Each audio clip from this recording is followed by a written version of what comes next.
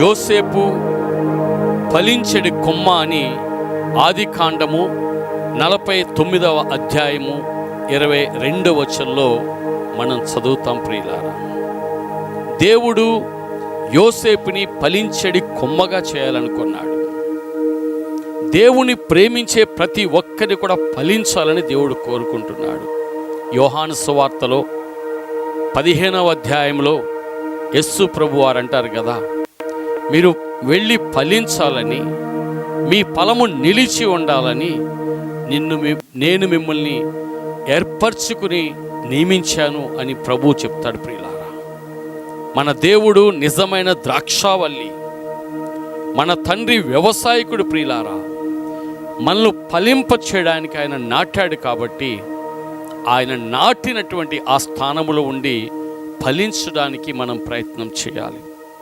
ఈ ఫలించే క్రమములో ఫలింపని అనేక తీగలు, అనగా లోక సంబంధమైనవి, శరీర సంబంధమైనవి, సాతాను మనకు డిస్టర్బ్ చేసే పరిస్థితులు ఎన్నో ఉండవచ్చు. వాటన్నిటినీ కూడా ఆయన తెంపివేస్తూ ఉంటాడు.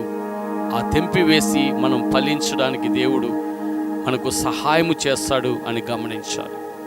ఫలించాలి అంటే యోసేపు ఫలించబడ్డానికి ఆయన అనేక శ్రమల గుండా నడవలసి వచ్చింది. ఆయన సహోదరులే, అన్నలే ఆయన చంపడానికి ప్రయత్నం చేశారు. ఒక పాపం చేత శోధించబడినప్పుడు ఆ పాపంలో చిక్కబడకుండా తన్ను తాను తప్పించుకునే క్రమంలో ఆయన చెరసాలలో వేయబడ్డాడు. ఆయన కాళ్లను ఇనుము బాధించిందని పరిశుద్ధ వాక్యం చెప్తుంది. ఈ పరిస్థితులన్నిటిలో కూడా ఆయన తన దేవుని దృష్టిలో యథార్థంగా ప్రవర్తించాడు. కాబట్టి ఫలింపచేసే దేవునికి ఆయన సహకరించాడు. కాబట్టి యోసేపును దేవుడు ఐగుప్తు దేశం అంతటి మీద ఉన్నతమైన స్థితిలోకి హెచ్చించాడు. నిన్ను నన్ను కూడా ఫలింప చేయాలనుకుంటున్నాడు. కాబట్టి ఫలింప చేసే మన దేవునికి మనము సహకరిద్దాం. ఆయన ద్వారా ఫలించి మనం అభివృద్ధి పొందుదాం.